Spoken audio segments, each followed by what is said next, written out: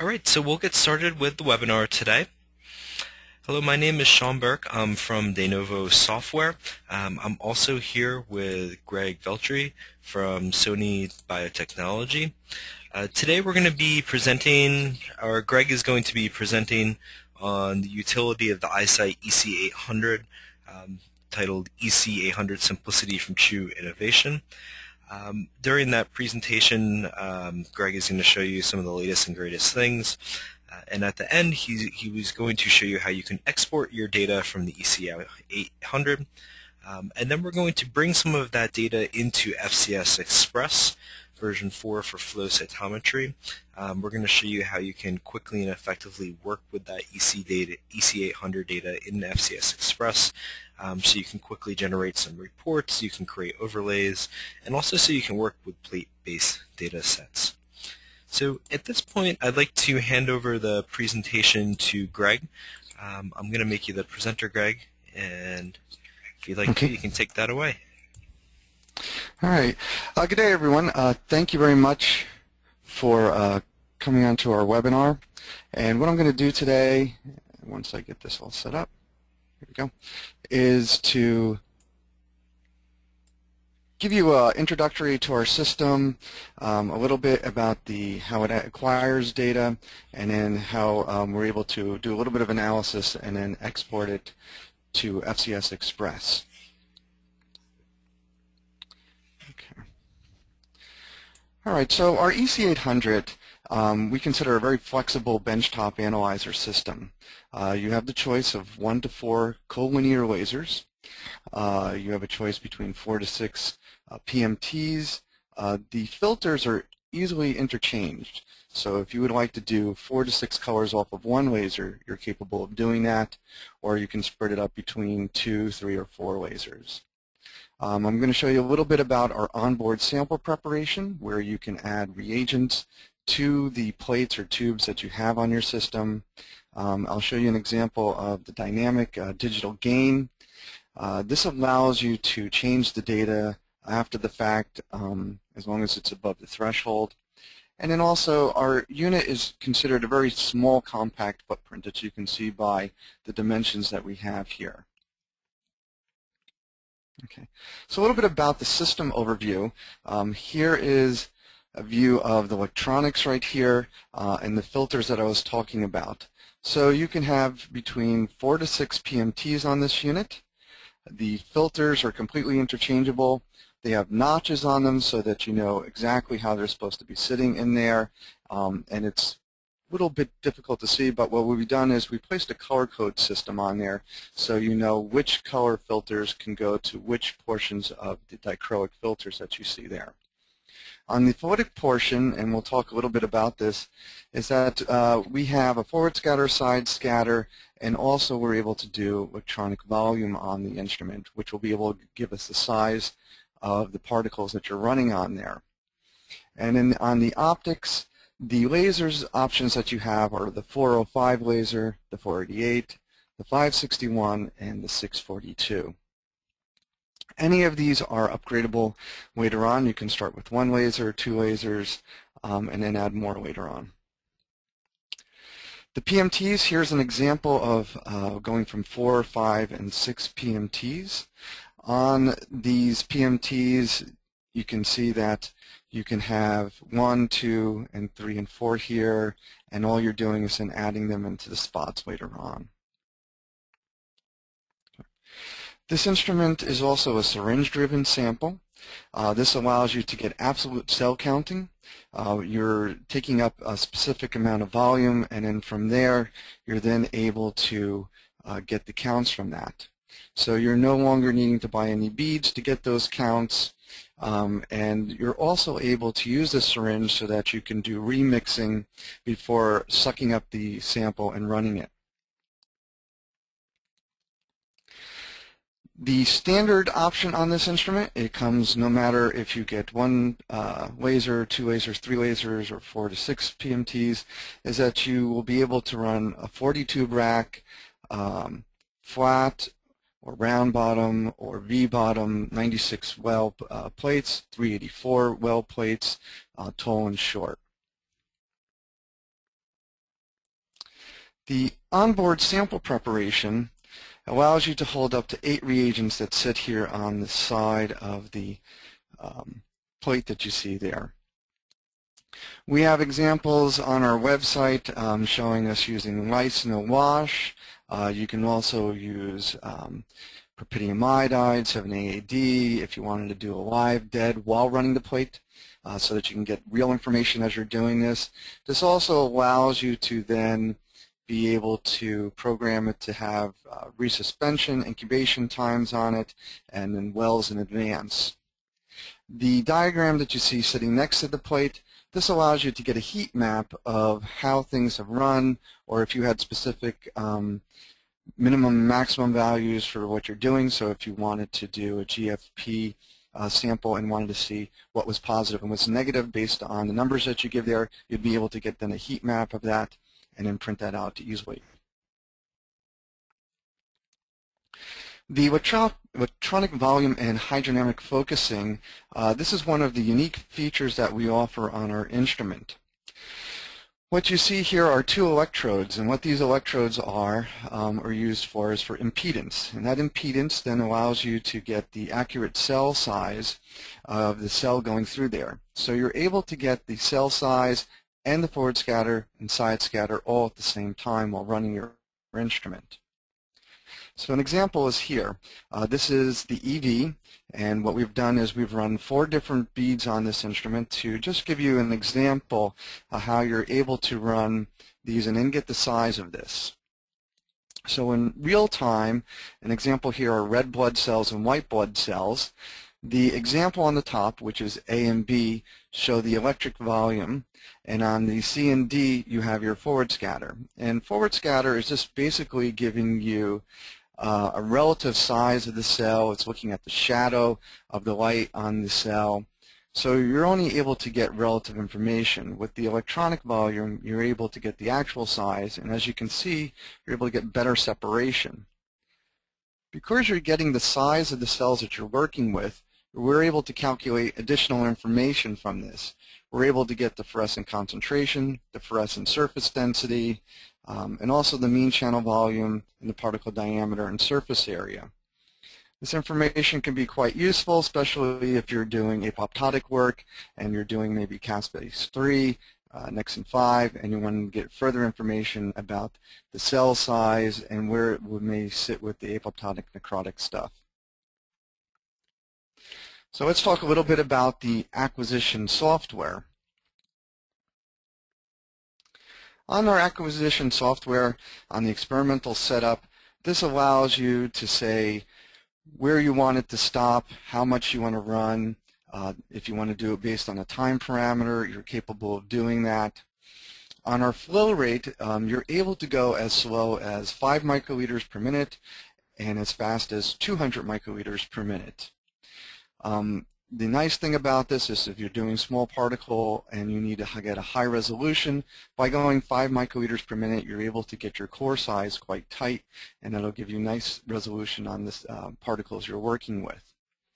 You can also see that we have PMT settings sitting there, and you're able to adjust those PMT settings. They range from 0 to 10 on our instrument. As this is running, you can also get the progress of how well it's doing. You'll see that we have a flag OK, run setup, and what this allows you to do is have a walk-away feature, and if anything were to happen on it, you could come back, look at the progress, and see if anything happened. You're also able to shut off any of the lasers that you're working with, so if you only wanted one laser, you can have that on, or you can have additional lasers on and see how they're doing. On our compensation, we've set it up so it allows you to do 2 things. You can able to place in the number for the percentage of the subtraction on the detector versus the signal, or on the bottom you'll see that there's a little pencil pad. If you select that, that'll give you all the plots possible for that particular fluorochrome and allow you to use a slide bar to bring the population down to the mean of the negative population. We also have an auto calculation on the compensation that allows it to do it on its own, and then if you feel like you need to adjust it a little bit, you're able to adjust it further. On our regions and stats, You're able to do a polygon region, an ellipse region, quadrant regions. Then we have the curly quadrant regions, and as we know, doing flow cytometry, a lot of our populations don't sit very straight, especially in a smear population. So what's nice about the curly quadrants, it allows you to bend them and move them so that you're able to get the population statistics based on the way that the population is moved. You have a rectangle, and then you also have a freehand region also. The statistics sit right underneath the plots that we have here. You'll see in this example the quadrants, and you have the percentage gated, the percentage total count. These can all be changed just by a right click, and what you see there are all of the selections that you're able to get on the region stats that you want. So you have mean, geometric mean, mode, half peak CVs, CVs, but one of the unique features that I've said is the diameter, and then if you're doing absolute counts, you can get your counts per microliter, and also the total value. On our setup option, because we set this up to be very versatile in the amount of PMTs and lasers, when you set this up, you have a map that sits right here, and you can either edit it or you can do from the pre-selected ones, and you can have something there to know what your optical filter should look like. Below that, you'll see there's flagging. What the flagging allows you to do, based on a region and a statistical value, you can have it set up so that if it does not do what you want it to do based on its statistics. So an example would be that maybe you're not getting that many lymphocytes, and that may be an example of a clog that's developing. So you have the option to rerun, flush, or clean. So we want it to be a secure walk-away feature, so that if the instrument is not performing the way it should be while you've walked away from it, you set up the flag on there, it will clean it and then rerun the sample as long as you have enough sample there, so that you don't have to worry when you come back later and you've noticed that it didn't run everything. The resuspension portion that you see there gives you an intensity of low, medium, and high, and what you're doing is you're able to resuspend a certain volume and a certain amount of times before it goes into the instrument. So this just allows any samples that might have settled out while running our plates not to settle out, and we mix them and we're able to run them. Next to that is the sample prep. The sample prep allows you to add reagents to each of the samples that we talked about before when I was discussing earlier in this talk. So this is just the order that you would want them to be. I will show you another window that shows a little bit more about exactly how you can do that. On your parameter choices, here's an example of all the choices for a 5 PMT. You're able to do area, height, your peak lin, your fluorescent concentration, your fluorescent surface density, and if you don't want to have all of these on there, you're able to remove those too, so that your data files later on will be smaller. Here's the sample prep window that I mentioned, and what you're able to do is give a description of the reagent or that you're going to be placing into your wells or tubes. You can say what location out of the 1 to 8. You can then say the amount of volume that you want into it, the incubation time. You're able to do a shake if you need to, or you can do a resuspension, and then how many wells to perform in advance. So that allows you to set up the first, let's say, 8 wells. Once those are done with their incubations, those will start with the acquisition, and then it will also then add the other 8 and then continue on, so you're not just sitting for the whole plate to be done first. The system that we have here is a protocol worklist system. So this is a window of a worklist. The protocol would be your experiment document. That sets up your lasers, your plots, and everything. What the worklist allows you to do is then take what protocol that you want into each tube or each well. So in theory, you have 96 wells. You can have 96 different experiments run on here. What many of our customers will do is that they may have one row here of their wild type. They may skip a row, then put on a knockout. They have maybe a lab mate that wants to jump on there, and they'll add their experiments onto there.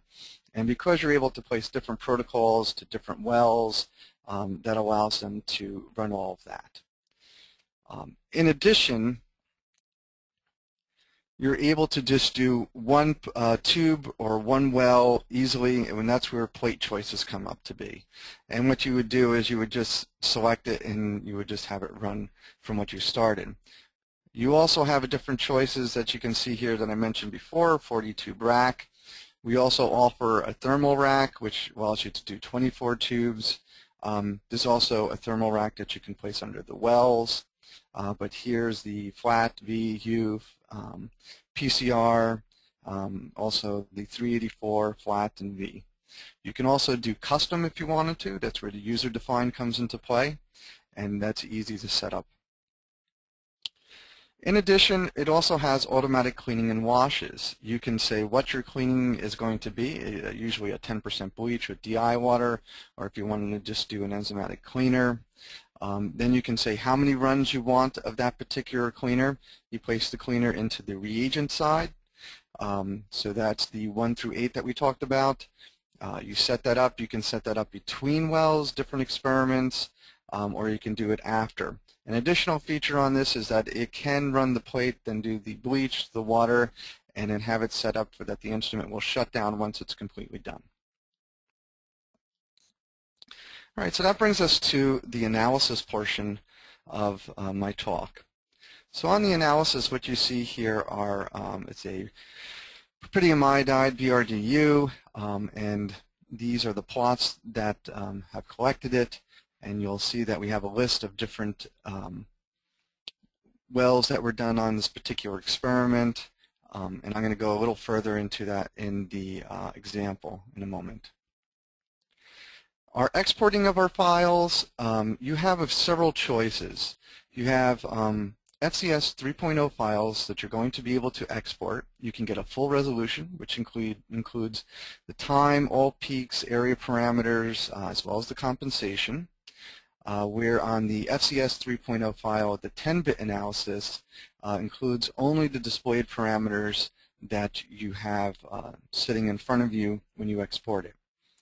The CDF file, the EC800 data file, are R files, and these files are able to export and then placed onto your computer or brought to a different instrument if needed to. On our offline analysis options, you can do the heat map that I spoke about. We have some simple statistics and histogram overlays, and I'll show that now in this example. Okay.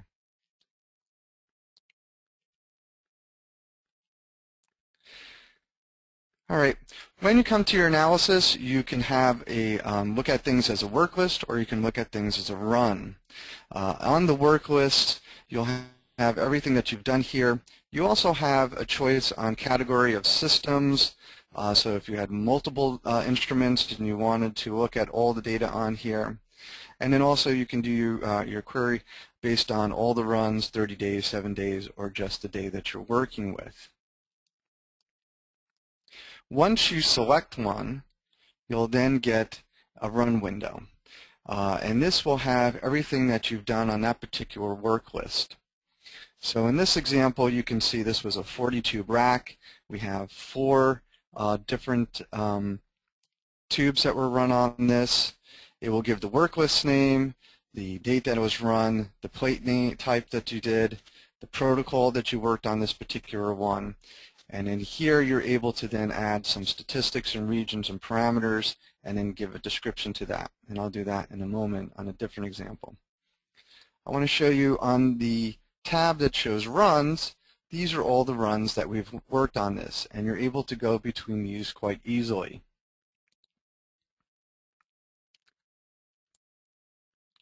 Okay. You're also able to get statistics on this. You can get a report, and that allows you to just select the plots that you want to look at and then say draw those so that you can see that on all the different tubes that you were working with.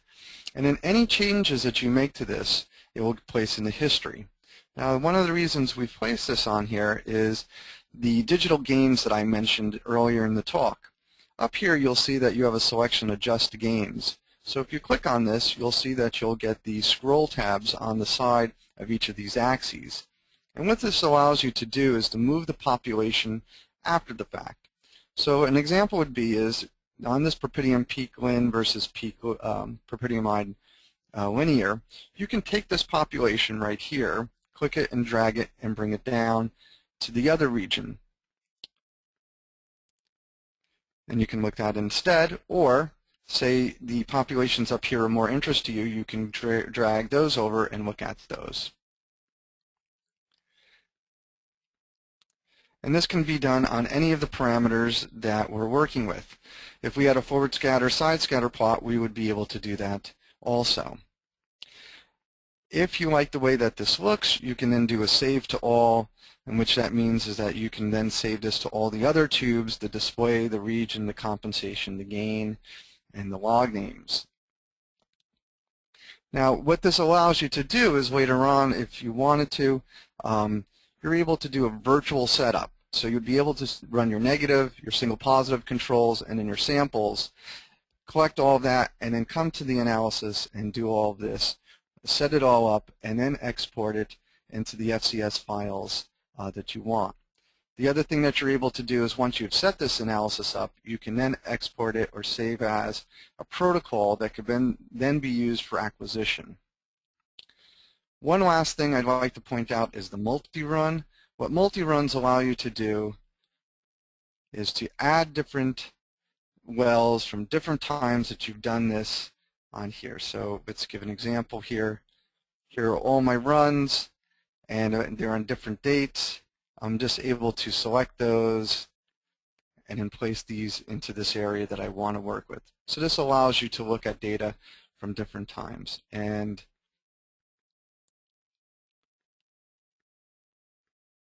that would be it. So Sean, I think at this point you can take it and you would be able to show people now, once we've exported this, how you can work with it on the FCS. Hi Greg, thanks. So I wanted to also pause for a moment here. If anybody has any questions for Greg regarding anything you've seen, please just take a moment to enter those questions in the questions and answers box, and we'll relay those back to Greg so we can answer them. If you come up with any questions as we're going, either for Greg or myself, again, you can ask your questions there, and we'll certainly come back to them at the end of the webinar.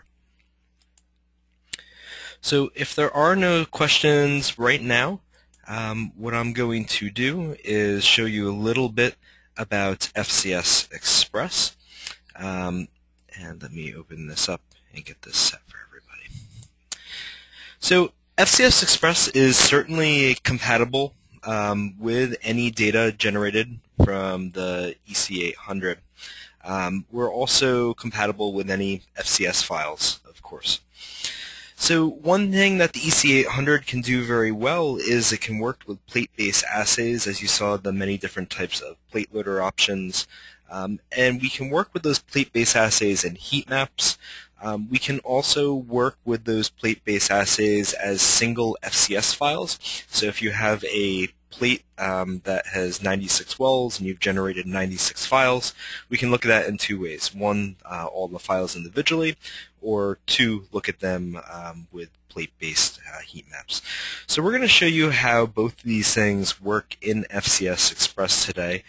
We're also going to show you how to do some interesting formatting with this data, so we can create histogram overlays very easily. So if you want to look at overlays from different wells in a plate, we can certainly do that, or different single files overlaid on top of each other as well. We also have some unique scaling or rescaling options in FCS Express that may help you work with some of your EC800 data. And at the end, I'm going to show you a website that we have devoted to working with any of this data as well. That's going to give you some tutorials of working with that data in FCS Express. It's going to show you how to do everything that you've seen today or that you're about to see in the software, which may be very helpful down the line. So as a background to FCS Express, we're actually in FCS Express right now. You notice that this kind of looks like PowerPoint, like a PowerPoint slide. That is by design. FCS Express looks and feels just like PowerPoint. All the familiar things about PowerPoint, like here in the Insert tab, like inserting shapes, text boxes, and pictures are there. But the way that we're going to work in FCS Express is we're going to be inserting things like histograms. We're going to be inserting plots like dot plots, density plots, contour plots, even heat maps, plate maps, again the histograms and things like DNA and proliferation plots. So everything associated with working with flow cytometry data we can also insert there. When we come over to some of our other tabs, like the gating tab, this is where we're going to be creating all of our gates. We can format anything about the plots in the software, and we can also format all of the text or anything that you've added in there, just like Microsoft PowerPoint. So what I'm going to do is show you an analysis working with some data from the EC800. We're going to show you how to get started with that analysis, and then we're going to show you I have a kind of final product for each of the analyses as well that we'll show you at the end. So to get started in FCS Express, what we want to do is create what we call a layout or a new layout. And if I choose new layout, you'll notice that we're presented with a blank screen. And in this blank screen is where we're going to do our analysis. So this looks just like an empty Word document or a PowerPoint slide.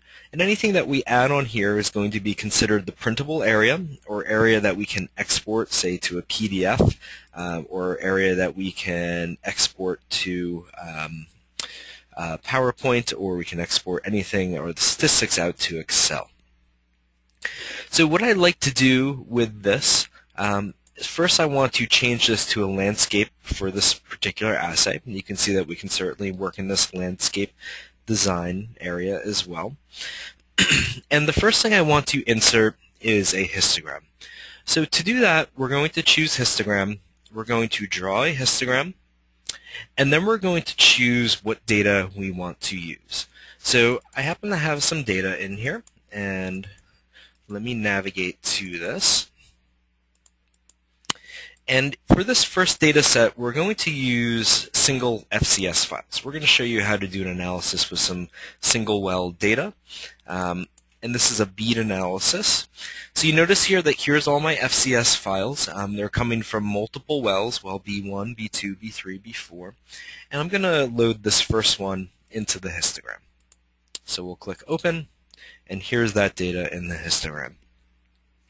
Now in this histogram, if we want to change any of the parameters that we're viewing on the x-axis, you simply click and hold, and you can choose to change between any of the parameters that we have here. So it's very quick and easy to do this.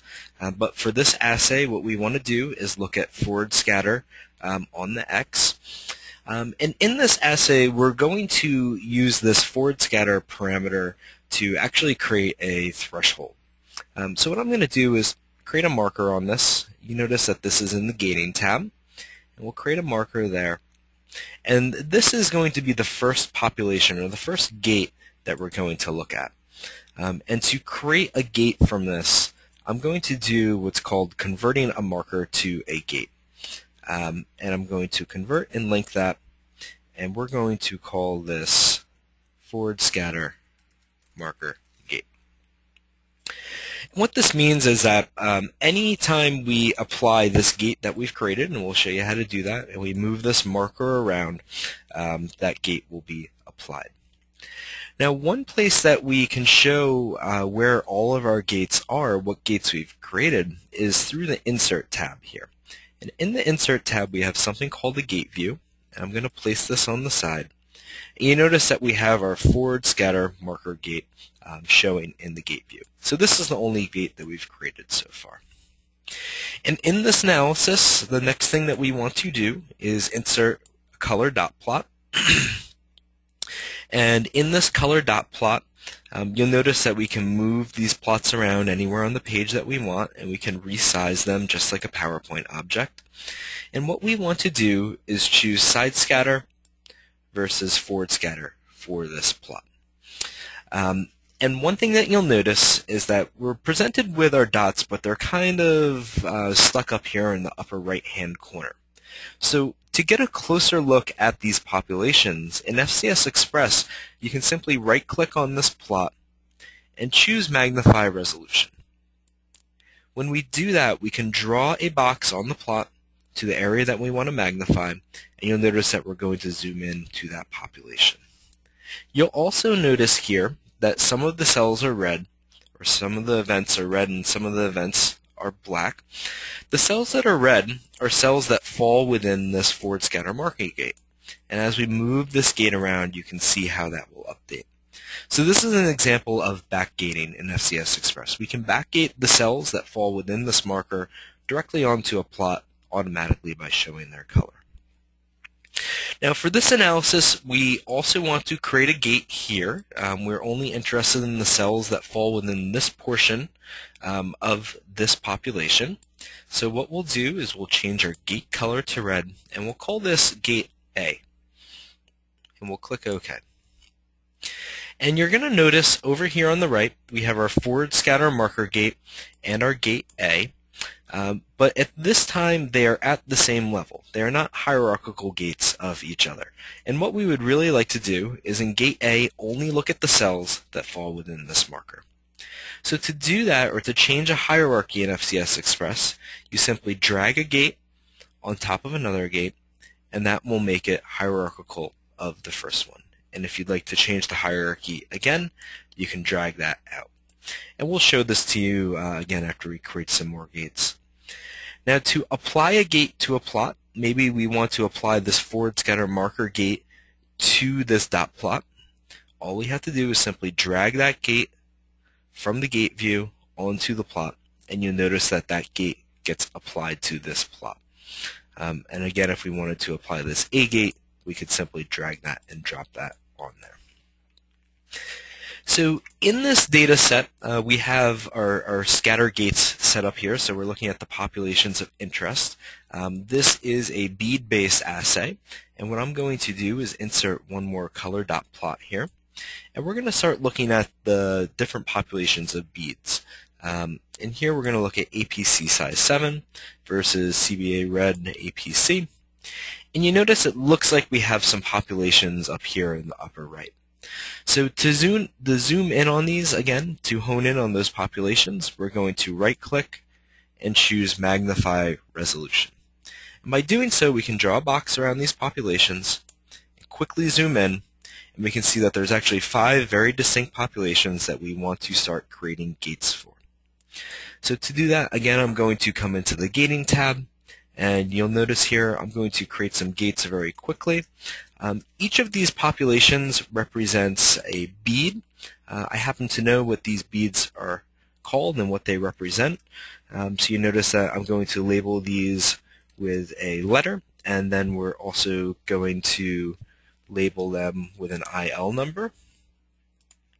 And we'll just do this a few times for the beads that we have here. It's very quick and easy to do this. We just enter in our names, and at any time if we want to change any of these gate colors, of course we can change these as well. So we'll create our last 2 gates, and then we'll show you what we can do with these once they've been created. So this will be IL3, and we'll make it orange. And our last gate that we're going to create is an IL13 gate. And this will be FIL13.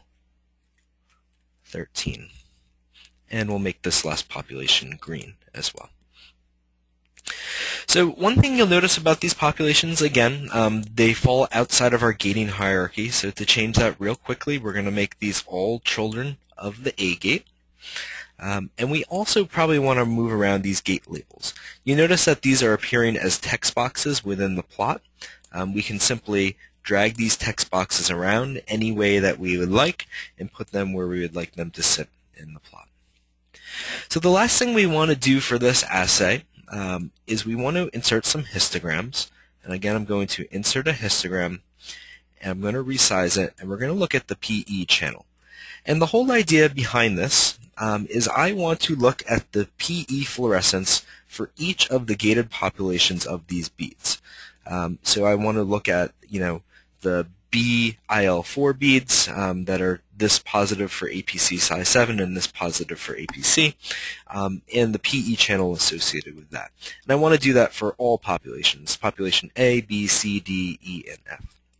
So I'm going to quickly copy and paste this histogram. I'm going to do this a few times, and you'll notice that I'm going to create one histogram for each of the separate populations that we have, and I'm going to paste them all in here. And if I'd like to look at the population associated with that gate, in FCS Express there's lots of drag and drop, so if I want to drag my A gate onto this plot and apply it, you'll notice that the A gate is now applied here. And again, if we want to apply the B gate to the second plot, we can certainly drag that and drop that to apply it. Now, one thing you may start getting confused about is we have all these gates. We're applying many gates to many different plots. So how are we going to keep track of that? We could easily come up here to the gating tab, and when we highlight a plot, you can see that it's gated on the IL4 gate or the A gate. But a much better way is to use formatting in FCS Express. So what I did is I'm going to select all of the plots. We can multiple select them by drawing a box around them, or we could hold down Control and click as we click on these. We'll come to the Formatting tab and we'll choose a title. You can see that in the title of these plots right now it's just giving the sample ID, but if we wanted to, we could actually just type in gate name, and from our keyword drop-down we can say current gate. And what this is going to do, you notice that it's automatically going to populate the name of the gate in the title of the plot. That means if we change a gate, then maybe let's apply gate C to the second plot, we'll know that this plot is gated on gate C. But for these analysis, you can see that I'm going to quickly drag and drop these gates from different places onto the plots so we can look at the PE fluorescence for each of these populations across all of the beads. Now, for this analysis, you'll remember that in that data folder, we actually had many different wells of data to look at. If we want to review what data is there, we can come to our data list in the Data tab. I'll bring this data list out here, and I'm going to choose to just look at our sample names. And if we expand this a little bit, you can see that we're looking at the well B1, B2, B3, B4, B5. These are all separate wells with this data. There's a nice way that we can show which well the data is coming from in FCS Express. It's through something called a token or a custom token in FCS Express.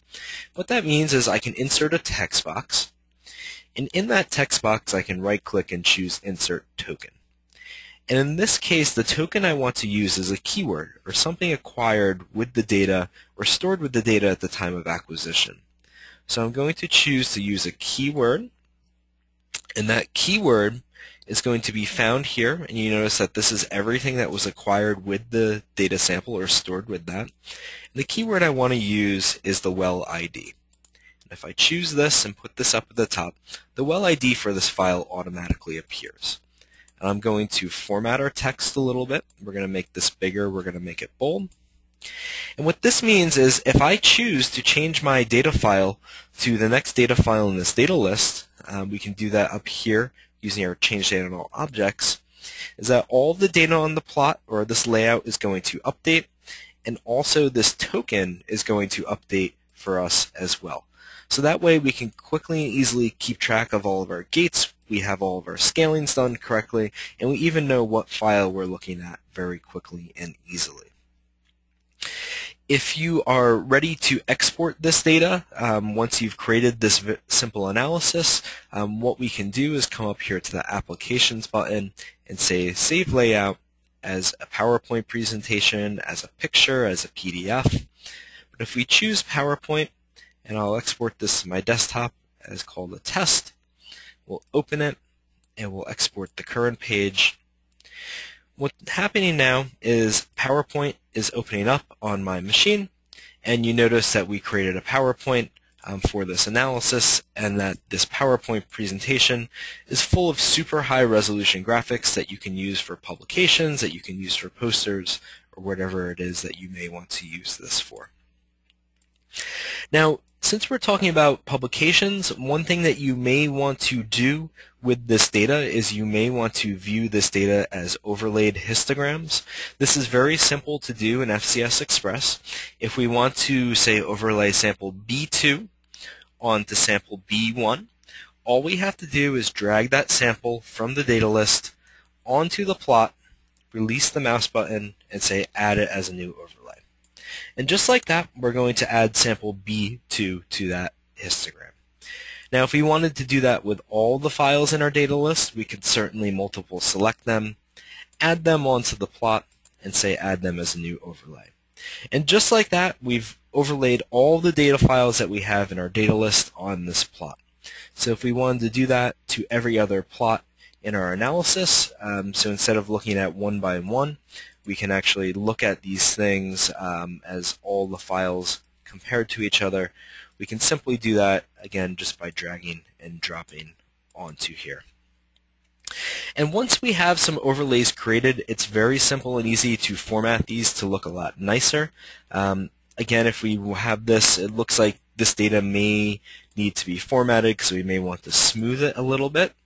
So to do that, we can select all of our overlays, maybe change the smoothing up a little bit, and you can see how this histograms look a little bit nicer.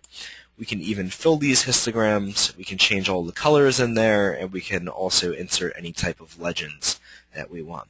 So it's very quick and easy to format all these things and to create this type of analysis in FCS Express. And what I want to show you now is a completed version of this analysis where we've actually done some more complex things.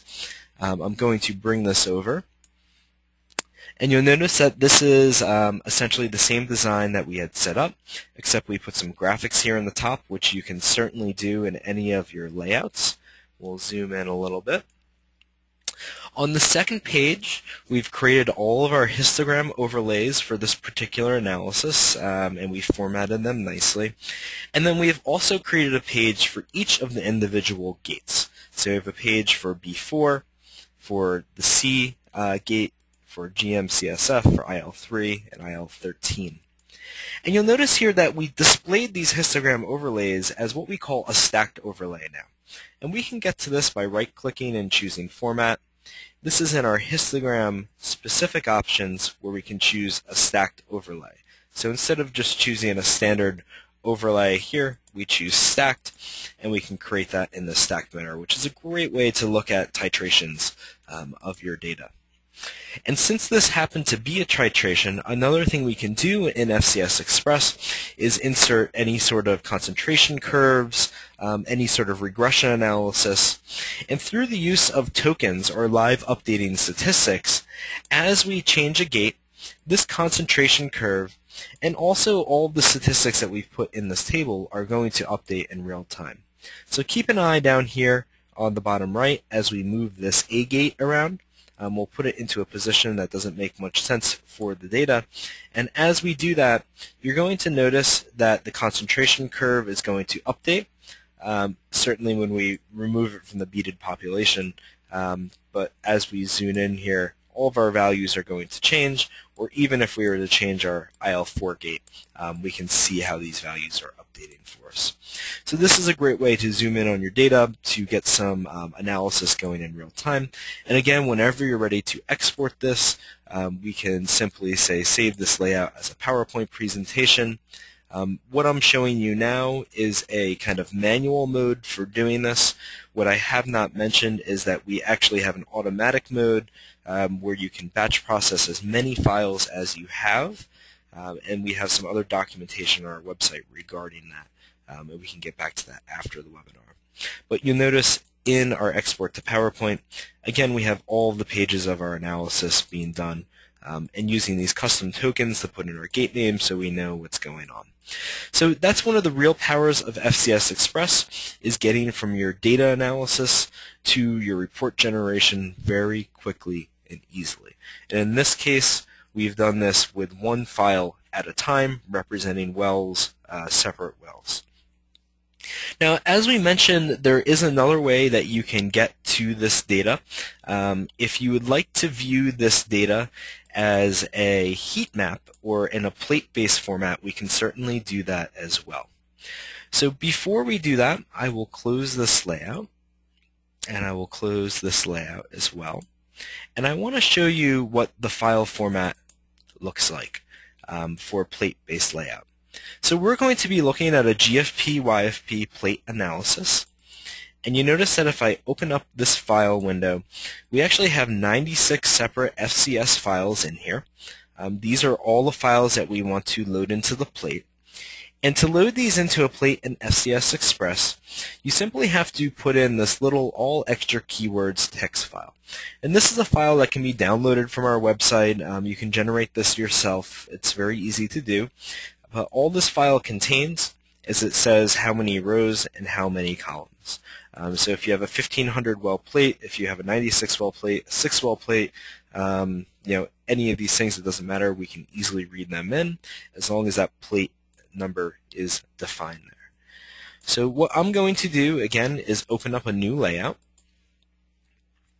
and one more time I'm going to change this page to a landscape format, and in my insert tab I'm going to insert a heat map this time, and the heat map is how we work with plate-based data. So I'm going to draw this heat map, and I'm going to find out where that data is, and it looks like it's in my GFP-YFP plate analysis. And to insert a heat map, we have to choose FCS plate folder from our list of files of types. This is going to say whatever files are located within that folder, treat them like a plate. So we're going to choose this folder, click Open Folder, and you're going to notice that a heat map is going to appear on the screen, and this heat map represents all 96 wells, of course, of all of our data. And the way that heat maps work is if you'd like to change the parameter that you're looking at, if we say we want to look at YFP, we can simply click and hold and change the parameter. Red means that these values are high, green means that these values are low. So it looks like wells D and E have lots of YFP, and if we come over here to GFP, wells B and C have lots of GFP. Now, if we want to start working with this data, we can insert a color dot plot here, and we're going to switch to YFP versus GFP. And you notice here that this plot looks pretty dense. We're actually showing all of the wells from the entire plate on this dot plot now. So this dot plot represents 96 files or all the events in that plate overlaid on this plot. And if we want to start looking at individual wells, we do what's called well gating. So we can actually create a gate by right-clicking on that plot and choosing well. And the first row of this entire data set is a negative control. And if I call this gate a negative control, you'll notice that down here in red, the negative population or a negative control gate is being displayed. And at any time, you can change which wells appear within this gate. So if we only wanted one well in there, we could simply unclick all these other wells. We can watch how that changes as we move this gate around. We can choose a number of wells, non-contiguous wells. So whatever it is you'd like to do, whether it be exclude data or include data, we can certainly do that in FCS Express. So again, I'm going to insert my gate view. You can see that we have that negative control. And what I'd like to do for this analysis is actually create a few other gates so we can get an idea of what's going on in this plate. This well, or this row, happens to be a GFP replicate 1. And you notice if I highlight that, the GFP positive cells are showing up. And we also have a second replicate for that GFP population. So we'll call this GFP rep 2, and we'll color these a different color, green. Now again, continuing on with this gating, in these wells D and E, we have a YFP rep 1, and we'll label this as an orange. And we also have a YFP rep 2, and we'll call this YFP rep 2. And we'll label this one a gold color. So you can see here that we can actually see our different populations that we've gated based on the well gates. Again, these gates, you can drag and drop them onto the plot to see any of your replicates on top of each other. This also means that if we wanted to create some sort of histogram overlays for these populations based on the heat map, we can certainly do that as well. So to create a histogram overlay, we first need to insert a histogram, and we'll do that right here. And you notice that this histogram is showing the GFP cells.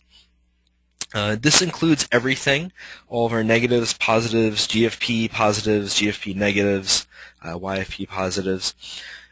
But we can certainly apply our negative control gate to this histogram, and now we're only looking at the cells that are negative for GFP.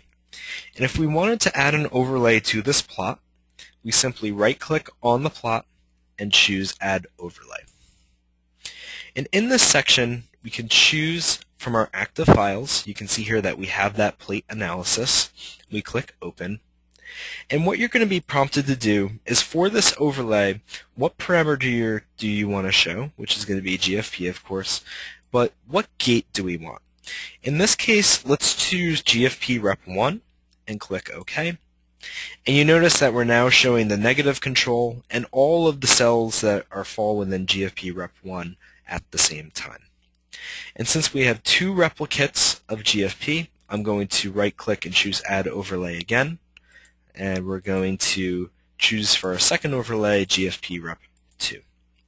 And you notice now we have the negative control, GFP Rep 1 and GFP Rep 2 indicated on this histogram overlay. And the first question you may have is, why are these such different heights? What we can do is, again, format this overlay. If we right-click and choose Format, what we can do with these histograms in our specific options is normalize to values.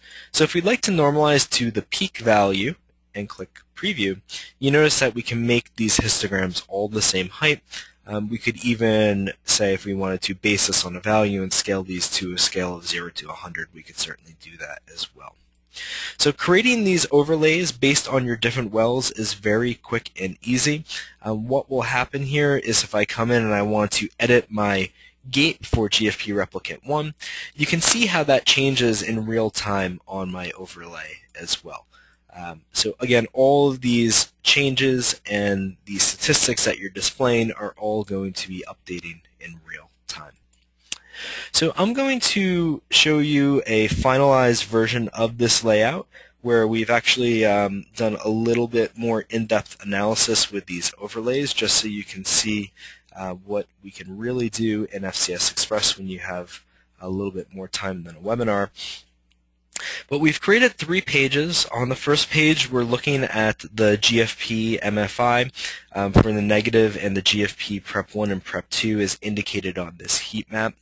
You can see that when we look at only the GFP cells, whether that be positive and negative, we can display them. And we're also displaying a table down here with all of the statistics for this heat map. And there's many statistics that you can display in the heat map, but for this particular heat map, we're showing the GFP parameter and the arithmetic mean.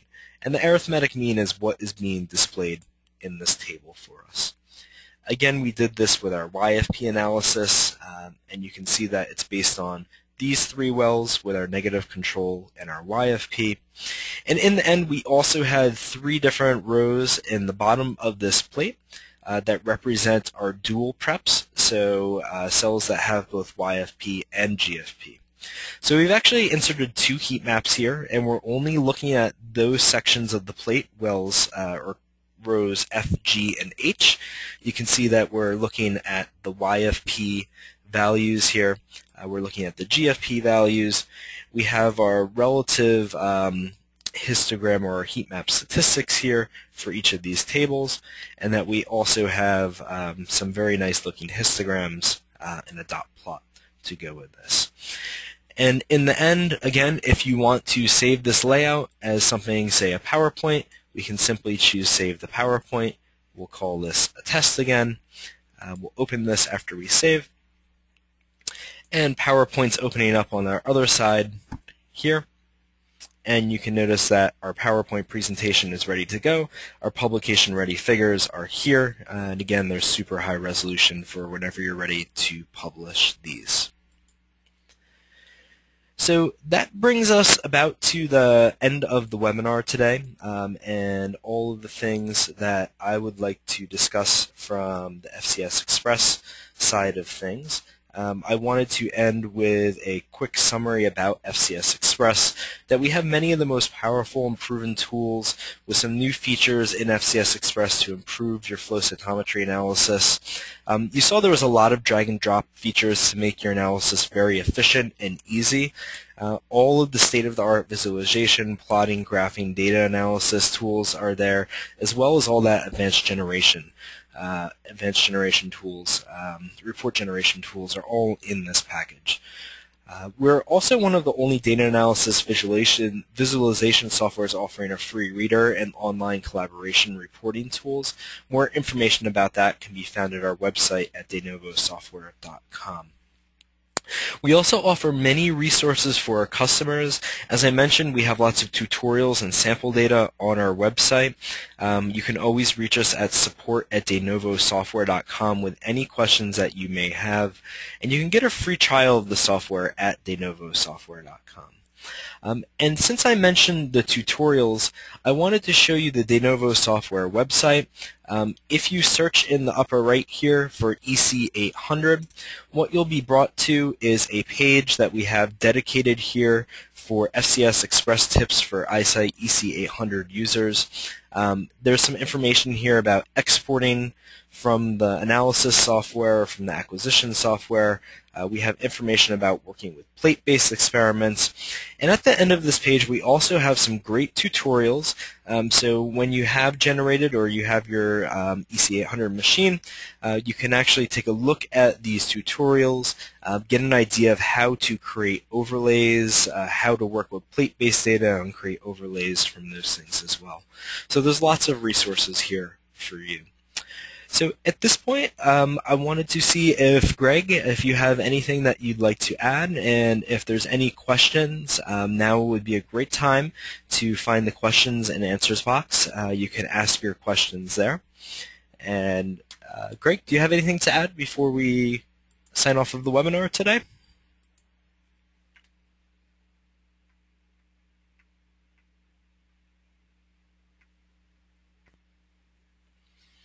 All right, and are there any questions from anybody in the audience? Again, you can just find the questions and answers box to enter those questions there. I'm sorry, I was muted. Sean, could you put my screen up for a moment? Yes, absolutely.